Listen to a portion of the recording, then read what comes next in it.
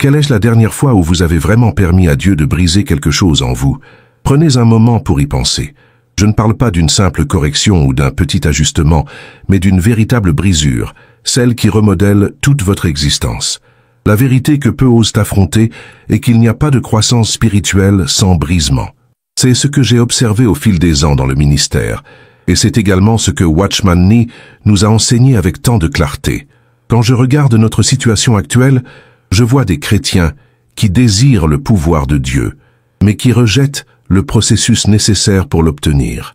Nous voulons la résurrection sans la croix, la gloire sans la souffrance, la victoire sans la bataille. Mais Dieu n'opère pas de cette manière. Comme Watchman Nee le soulignait souvent, Dieu doit briser l'homme extérieur pour que l'homme intérieur puisse se manifester librement. Dans la lettre aux Romains, chapitre 12, verset 2, nous trouvons une instruction claire. « Et ne vous conformez point à ce siècle, mais soyez transformés par le renouvellement de votre esprit, afin que vous expérimentiez quelle est la bonne, agréable et parfaite volonté de Dieu. » Ce verset contient une vérité profonde que nous ignorons souvent. La transformation authentique ne se produit pas par nos propres efforts ou notre détermination humaine, mais par un processus divin qui commence par le renouvellement de l'esprit. Avez-vous déjà réalisé à quel point votre esprit peut être votre pire ennemi? Les pensées que nous entretenons, les idées que nous cultivons, les images que nous laissons habiter en nous, tout cela façonne qui nous devenons. Et si nous ne soumettons pas notre esprit à l'autorité du Christ, nous finirons par être conformés au monde, même en fréquentant l'Église et en parlant des choses spirituelles. Watchman Nee a écrit un jour: « Beaucoup de chrétiens vivent dans la défaite parce qu'ils n'ont jamais permis à Dieu de travailler dans leur esprit. » Cette observation reste vraie aujourd'hui.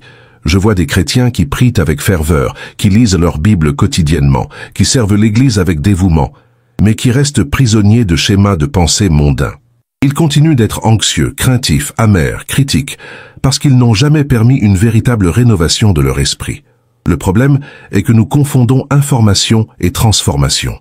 Nous accumulons des connaissances bibliques, mémorisons des versets, participons à des études, mais nous échouons à permettre à la parole de Dieu de pénétrer profondément et de transformer notre façon de penser.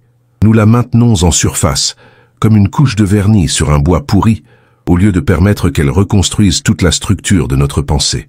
En tant que disciples du Christ, nous devons comprendre qu'il existe 3 volontés qui opèrent dans notre monde: la volonté de Dieu, notre propre volonté et la volonté de Satan. Watchman Nee soulignait constamment cette réalité.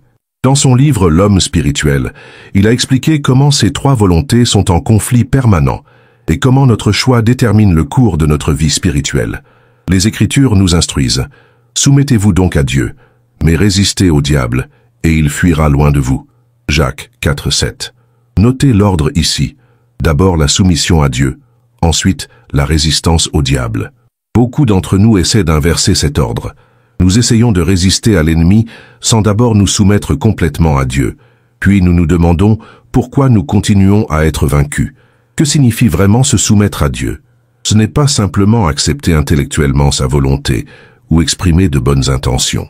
C'est une reddition complète de notre volonté, une décision consciente de permettre à Dieu d'avoir un contrôle total sur chaque aspect de notre vie. C'est dire, comme Jésus l'a dit dans le jardin de Gethsémani, « Que ta volonté se fasse, et non la mienne. » Luc 22, 42. Voici le point crucial où beaucoup d'entre nous trébuchent. Nous voulons suivre le Christ, mais selon nos propres conditions. Nous souhaitons les bienfaits d'être chrétiens sans le coût du discipleship. Nous désirons la paix de Dieu sans une soumission totale à lui. Mais, comme le disait souvent Watchman Nee, soit Christ est le Seigneur de tout, soit il n'est le Seigneur de rien. Lorsque nous nous soumettons véritablement à Dieu, quelque chose de remarquable se produit. Notre esprit commence à être renouvelé. Nous commençons à voir les choses comme Dieu les voit. Nos valeurs commencent à s'aligner avec celles du royaume. Nos priorités changent. Nos désirs sont purifiés. Nos pensées sont capturées pour l'obéissance au Christ. Paul décrit ce processus dans 2 Corinthiens 10, 5, lorsqu'il parle de capturer toute pensée pour l'obéir à Christ. C'est une image puissante. Chaque pensée qui entre dans notre esprit doit être examinée, évaluée et, si nécessaire, rejetée. Nous ne pouvons pas laisser n'importe quelle pensée vagabonder librement dans notre esprit. Nous devons exercer une discipline spirituelle, soumettant chaque pensée à la Seigneurie de Christ. Et voici la clé que Watchman Nee nous a enseignée. Ce processus n'est pas passif, mais actif. Il ne s'agit pas simplement d'attendre que Dieu fasse quelque chose en nous, mais de coopérer activement avec le Saint-Esprit pendant qu'il travaille en nous. Comme Paul l'a instruit dans Philippiens 2, 12, 13, « Mettez votre salut en œuvre avec crainte et tremblement, car c'est Dieu qui produit en vous le vouloir et le faire, selon son bon plaisir. » Observez l'équilibre ici. Nous travaillons, mais c'est Dieu qui opère en nous. Nous exerçons notre volonté, mais c'est Dieu qui nous habilite. Nous faisons des choix, mais c'est le pouvoir divin qui les rend efficaces. C'est cette coopération entre le divin et l'humain qui mène à une transformation véritable. Cependant, de nombreux chrétiens tombent dans l'un des deux extrêmes. Certains deviennent complètement passifs, attendant que Dieu fasse tout sans aucun effort de leur part. Ils disent « J'attends simplement que Dieu change mon esprit, mes habitudes, mon caractère. » Mais ce n'est pas l'approche biblique. Dieu ne nous traite pas comme des marionnettes. D'autres vont à l'extrême opposé, essayant de se transformer par un pur effort humain. Ils élaborent des plans, font des promesses, établissent des objectifs, tentent de se discipliner, tout cela par leur propre force. Mais inévitablement, cet effort personnel mène à l'échec et au découragement. Watchman Nee a abordé ce même problème lorsqu'il a écrit sur la passivité spirituelle. Il a observé que de nombreux chrétiens, dans leur tentative de se rendre à Dieu, finissent par se rendre à des esprits trompeurs. Ils deviennent passifs dans leur esprit, leur volonté et leurs émotions, croyant que c'est ainsi qu'ils permettent à Dieu d'agir. Mais Dieu ne nous demande jamais de suspendre l'usage de nos facultés mentales ou d'annuler notre volonté. Au contraire, il nous demande de les utiliser sous sa direction et son pouvoir. Comme Watchman Nee l'a clairement enseigné, Dieu veut que le croyant coopère avec lui en exerçant sa propre volonté, utilisant toute sa capacité pour être rempli du Saint-Esprit. En revanche, les esprits malins visant à faciliter leur action exigent que le croyant laisse sa volonté dans un état passif et renonce complètement à l'usage de ses capacités. C'est une distinction cruciale. Dieu honore toujours notre personnalité et notre volonté. Il ne nous force jamais ni ne nous manipule. Il nous invite à une coopération consciente et volontaire avec son esprit. Satan, en revanche, cherche à asservir notre volonté, à nous rendre passifs et manipulables, afin que nous puissions être facilement contrôlés. L'apôtre Paul a compris ce principe lorsqu'il a écrit dans 1 Corinthiens 14, 32 que les esprits des prophètes sont soumis aux prophètes eux-mêmes. Même lorsque Dieu parle à travers nous, il ne supprime pas notre contrôle ni notre responsabilité. Nous ne devenons pas des intermédiaires passifs du Saint-Esprit, mais des collaborateurs conscients. Alors, comment pouvons-nous pratiquer une coopération saine avec Dieu dans notre processus de renouveau mental? Permettez-moi de vous suggérer quelques principes pratiques que j'ai appris en étudiant les enseignements de Watchman Nee, et plus important encore, la parole de Dieu. Tout d'abord, nous devons nous nourrir quotidiennement de la parole de Dieu. Non seulement la lire superficiellement ou l'étudier intellectuellement, mais méditer sur elle, l'assimiler, permettre qu'elle pénètre notre être le plus intime. Comme le psalmiste l'a déclaré, « J'ai caché ta parole dans mon cœur afin de ne pas pécher contre toi » Psaume 119, 11. La parole de Dieu est la nourriture de notre âme, l'instrument principal que le Saint-Esprit utilise pour renouveler notre esprit. Watchman Nee soulignait souvent l'importance de ne pas seulement connaître la parole, mais de permettre à la parole de nous connaître en pénétrant, discernant, exposant, transformant. Il disait, « La parole de Dieu doit d'abord agir en nous, avant de pouvoir agir à travers nous. » Deuxièmement, nous devons pratiquer le discernement actif. Nous devons apprendre à discerner la source de nos pensées. Ce n'est pas chaque pensée qui traverse notre esprit qui vient de Dieu, même si elle semble spirituelle ou religieuse. Certaines pensées viennent de notre propre chair, d'autres sont des suggestions de l'ennemi, et d'autres sont véritablement du Saint-Esprit. Nous devons apprendre à reconnaître la voix de Dieu, comme Jésus l'a enseigné. « Mes brebis entendent ma voix. Je les connais et elles me suivent. » Jean 10, 27. Ce discernement ne vient pas automatiquement. Il se développe à travers la pratique, l'intimité avec Dieu et la connaissance de sa parole. Watchman Nee a enseigné que le véritable discernement spirituel vient d'un esprit renouvelé et sensible. Ce n'est pas une question d'intellect ou d'émotion, mais de sensibilité spirituelle. La capacité de percevoir la direction et l'orientation de l'Esprit de Dieu. Troisièmement, nous devons pratiquer le rejet conscient des pensées qui ne sont pas alignées avec la vérité de Dieu. Lorsque surgit dans notre esprit une pensée d'anxiété, de peur, d'amertume, de lascivité ou toute autre chose contraire à la nature du Christ, nous devons activement la rejeter et la remplacer par la vérité. Paul nous instruit à démolir les arguments et toute prétention qui s'élèvent contre la connaissance de Dieu et à ramener chaque pensée à l'obéissance de Christ. 2 Corinthiens 10, 5. Cela exige une vigilance constante et une discipline mentale. Watchman Nee a remarqué que de nombreux chrétiens tombent dans le péché non pas parce qu'ils désirent pécher, mais parce qu'ils laissent des pensées pécheresses demeurer dans leur esprit sans être contestées. Éventuellement, ces pensées prennent de l'intensité jusqu'à se transformer en action. La bataille pour la sainteté commence dans l'esprit. Quatrièmement, nous devons cultiver une vie de prière continue. La prière n'est pas seulement parler à Dieu, mais aussi écouter. C'est dans le silence de la communion avec Dieu que notre esprit est le plus profondément renouvelé. Comme Paul l'a exhorté, priez sans cesse, 1 Thessaloniciens 5, 17. La prière garde notre esprit alerte et réceptif à la voix de Dieu. Elle nous accorde à sa fréquence, pour ainsi dire.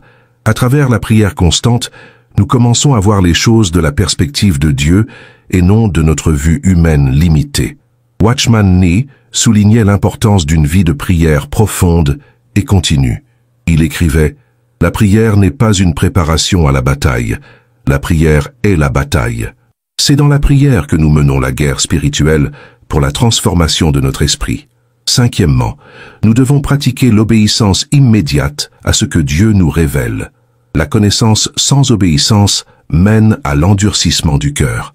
Comme Jacques l'a averti, devenez pratiquants de la parole et non seulement auditeurs, vous trompant vous-même. Jacques 1, 22. Chaque acte d'obéissance renforce notre capacité à entendre Dieu correctement. Chaque acte de désobéissance affaiblit cette capacité et déforme notre perception spirituelle. Comme Jésus l'a enseigné, si quelqu'un veut faire la volonté de lui, il connaîtra au sujet de l'enseignement s'il vient de Dieu ou si je parle de moi-même. Jean 7, 17. Watchman Nee avait l'habitude de dire « La révélation de Dieu exige toujours notre réponse. Dieu ne nous donne pas de lumière uniquement pour éclairer notre esprit, mais pour orienter nos pas. L'obéissance est le test de notre sincérité et le chemin vers une plus grande révélation. Et ici, nous arrivons à un point crucial. La transformation de l'esprit n'est pas une fin en soi. Son but, comme Paul l'affirme dans Romains 12, 2, c'est que vous éprouviez quelle est la bonne, agréable et parfaite volonté de Dieu. Un esprit renouvelé nous permet de discerner et de suivre la volonté de Dieu. Beaucoup de chrétiens luttent pour connaître la volonté de Dieu pour leur vie. Ils recherchent des signes, des confirmations, des directions surnaturelles, mais le problème n'est souvent pas que Dieu ne parle pas. C'est que notre esprit n'est pas accordé pour écouter. Comme une radio mal réglée, nous captons des interférences, alors que nous devrions recevoir la voix claire de Dieu. La rénovation de l'esprit ajuste notre fréquence spirituelle. Elle nous permet de nous accorder avec la fréquence du ciel. À mesure que notre esprit est transformé par l'Esprit Saint, nous commençons à percevoir la volonté de Dieu, non pas comme quelque chose d'externe et de mystérieux, mais comme quelque chose d'interne et d'intuitif. Comme Paul l'a écrit, nous avons l'Esprit de Christ. 1 Corinthiens 2, 16. Watchman Nee a souligné cette vérité lorsqu'il a écrit « Le plus grand problème des chrétiens n'est pas la désobéissance, mais l'ignorance de la volonté de Dieu. Une fois que nous connaissons sa volonté, l'obéir devient notre délice. » Pensez aux implications de cela un instant. Lorsque notre esprit est véritablement renouvelé, suivre la volonté de Dieu n'est pas une lutte ardue, mais notre réponse naturelle et joyeuse. Nous n'avons pas besoin de nous forcer à obéir. Nous voulons obéir car nos désirs ont été alignés avec ceux de Dieu. Comme David l'a déclaré, « Je prends plaisir à faire ta volonté, ô mon Dieu. Oui, ta loi est dans mon cœur. » Psaume 48. Cependant, nous devons être conscients que la rénovation de l'esprit est un processus continu, pas un événement unique. Paul utilise le temps présent lorsqu'il dit « Transformez-vous », indiquant une action continue. Nous n'arrivons pas à un point de notre vie chrétienne où nous pouvons dire « Mon esprit est complètement renouvelé, je n'ai plus besoin de ce processus ». Tant que nous vivrons dans ce corps et dans ce monde déchu, il y aura un besoin constant de renouvellement. Les pressions du monde, la tendance de notre chair et les mensonges de l'ennemi cherchent continuellement à modeler notre esprit à l'opposé de la vérité de Dieu. Comme Paul l'a reconnu, « Mais je vois dans mes membres une autre loi qui lutte contre la loi de mon esprit » Romains 7, 23, Cela peut sembler décourageant, mais en réalité c'est libérateur. Cela signifie que nous n'avons pas besoin de nous condamner lorsque nous prenons conscience des domaines de notre esprit qui ne sont pas encore alignés avec la vérité de Dieu. Au lieu de cela, nous pouvons reconnaître cela comme faisant partie du processus normal de croissance spirituelle et continuer à coopérer avec le Saint-Esprit pendant qu'il accomplit son œuvre en nous. Watchman Nee mettait souvent en garde contre la tendance à attendre une perfection instantanée dans notre vie spirituelle. Il écrivait « Dieu réalise rarement une œuvre complète d'un seul coup. Il agit pas à pas, de gloire en gloire. » Notre responsabilité est de continuer à nous soumettre à ce processus, en faisant confiance à celui qui a commencé en vous une bonne œuvre, la poursuivra jusqu'au jour de Jésus-Christ. Philippiens 1:6. Une des raisons pour lesquelles le renouvellement de l'esprit est si important, c'est qu'il affecte toutes les autres zones de notre vie, comme l'a observé Salomon. Car comme il pense dans son âme, ainsi il est. Proverbe 23:7. Nos pensées façonnent nos émotions, qui à leur tour influencent nos actions, ce qui finit par former notre caractère et déterminer notre destin. Si nous permettons à notre esprit d'être continuellement modelé par les valeurs de ce monde, par le matérialisme, l'hédonisme, l'individualisme, le relativisme, alors, malgré nos meilleures intentions, notre vie chrétienne sera compromise. Comme Jésus l'a averti, « Là où est ton trésor, là aussi sera ton cœur » Matthieu 6:21. En revanche, lorsque nous permettons à notre esprit d'être renouvelé par l'Esprit de Dieu, tout notre être commence à s'aligner avec les desseins divins. Nos émotions deviennent plus stables, nos actions plus cohérentes, notre caractère plus semblable à celui du Christ, et notre destin sera plus clairement défini par la volonté de Dieu. Watchman Nee a mis en lumière cette connexion entre l'esprit et le reste de notre vie lorsqu'il a écrit « L'état de notre esprit détermine l'état de notre expérience spirituelle. Un esprit non renouvelé mènera inévitablement à une vie non transformée. » Et cela nous ramène au verset avec lequel nous avons commencé. « Soyez transformés par le renouvellement de votre esprit. » Le mot grec pour transformer ici est métamorpho, dont nous dérivons le mot métamorphose. C'est le même mot utilisé pour décrire la transfiguration de Jésus, lorsque son visage brillait comme le soleil et ses vêtements devinrent blancs comme la lumière. Matthieu 17:2. Voici l'ampleur de la transformation que Dieu désire opérer en nous grâce au renouvellement de notre esprit. Pas un changement superficiel, mais une métamorphose profonde et radieuse qui nous fait resplendir de la gloire du Christ. Avez-vous permis à votre esprit de passer par cette transformation? Ou vous êtes-vous conformé aux standards de ce monde, en acceptant ses valeurs, adoptant ses perspectives, imitant ses comportements? Réfléchissez profondément. Comment passez-vous votre temps? Qu'est-ce qui occupe vos pensées? Quelles sont vos principales préoccupations? Qu'est-ce que vous valorisez le plus? Les réponses à ces questions révéleront beaucoup sur l'état de votre esprit. Comme le prévient Watchman Nee, beaucoup de chrétiens vivent des années sans croissance spirituelle significative parce qu'ils n'ont jamais permis à Dieu de traiter avec leur esprit. Ne laissez pas cela être votre cas. Soumettez votre esprit à la seigneurie du Christ. Permettez à l'Esprit Saint de renouveler vos pensées, de transformer vos perspectives, de redéfinir vos valeurs. Rappelez-vous que ce n'est pas un exercice purement intellectuel, mais un processus profondément spirituel. Il ne s'agit pas seulement d'acquérir plus d'informations, mais de permettre une transformation totale. Comme Paul l'a déclaré, ne vous conformez pas à ce siècle, mais soyez transformés par le renouvellement de votre esprit. Êtes-vous vraiment prêt à laisser Dieu briser vos anciens schémas de pensée? Êtes-vous prêt à abandonner des idées qui ont été vos compagnes pendant des années, mais qui ne sont pas en accord avec la vérité de Dieu? Êtes-vous disposé à adopter une nouvelle manière de penser, même si cela signifie aller à l'encontre du courant culturel et parfois de vos propres inclinations naturelles? Watchman Nee avait l'habitude de dire « Le prix de la vie spirituelle est la mort à soi-même ». Cette mort inclut la crucifixion de notre esprit charnel, avec toutes ses pensées, raisonnements et imaginations qui s'opposent à la connaissance de Dieu. Voici le chemin de la croix. Douloureux, oui, mais aussi glorieux. Car lorsque notre esprit est renouvelé, nous expérimentons une liberté et une clarté que nous n'avons jamais connues auparavant. Comme Jésus l'a promis, vous connaîtrez la vérité, et la vérité vous rendra libre. Jean 8:32. Liberté de la peur, de l'anxiété, de la confusion, du doute. Liberté de penser les pensées de Dieu, de voir comme Dieu voit, d'aimer comme Dieu aime, de vivre comme Dieu a prévu que nous vivions. C'est la vie abondante que le Christ est venu nous donner. Non pas une vie exempte de défis ou de souffrances, mais une vie vécue dans la perspective du royaume, avec un esprit accordé à l'éternité. Lorsque Watchman Nee parlait de la renouvellement de l'esprit, il citait souvent 2 Corinthiens 3:18. Et nous tous, le visage découvert, contemplant comme dans un miroir la gloire du Seigneur, nous sommes transformés en la même image, de gloire en gloire, comme par le Seigneur l'Esprit. Remarquez le processus ici. À mesure que nous contemplons la gloire du Seigneur, nous sommes transformés à son image. Le renouvellement de l'esprit commence par notre contemplation du Christ, sa personne, son œuvre, sa parole, son caractère. Plus nous le connaissons, plus nous devenons semblables à lui.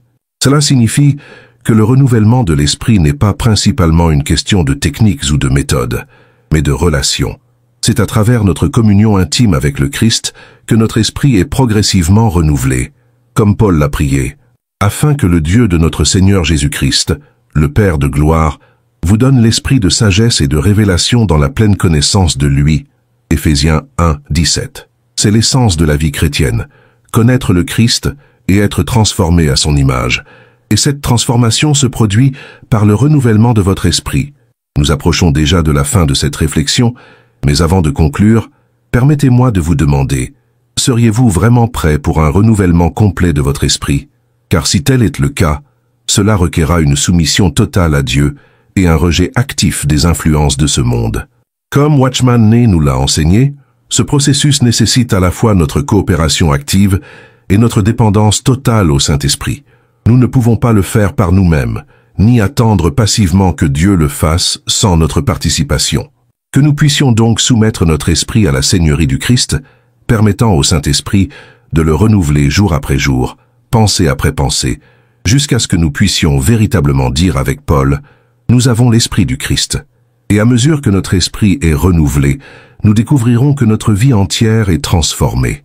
Nos paroles deviendront plus gracieuses, nos actions plus cohérentes, notre caractère plus semblable à celui du Christ, notre témoignage plus puissant. Comme Jésus a prié, « Sanctifie-les dans la vérité, ta parole est la vérité ». Jean 17:17. Cette sanctification, cette séparation pour Dieu, commence dans notre esprit et s'étend à tout notre être. Si vous êtes arrivé jusqu'ici et que vous avez senti que Dieu parlait directement à votre cœur, je veux que vous sachiez que ce n'est pas une coïncidence. Dieu vous appelle à une transformation profonde, en commençant par le renouvellement de votre esprit. Si vous avez été touché par ce message, veuillez le partager avec quelqu'un qui a également besoin d'entendre ces vérités. Laissez dans les commentaires la phrase « Mon esprit est en train d'être renouvelé », afin que je sache que cette parole a trouvé un sol fertile dans votre cœur. Et n'oubliez pas de vous abonner à la chaîne pour continuer à recevoir des messages qui édifieront votre vie spirituelle. Et maintenant, en nous disant au revoir, rappelez-vous des paroles de Watchman Nee. Un esprit renouvelé est la plateforme pour l'œuvre de Dieu dans notre vie. Que le Seigneur continue son œuvre en vous, renouvelant votre esprit jour après jour, jusqu'à ce que Christ soit complètement formé en vous. Il y a une vidéo juste à côté qui complète parfaitement ce message. Cliquez dessus et continuez ce voyage de transformation spirituelle. Partagez cette vidéo bénie pour qu'elle puisse toucher et aider d'autres personnes comme vous et moi. Vous souhaitez approfondir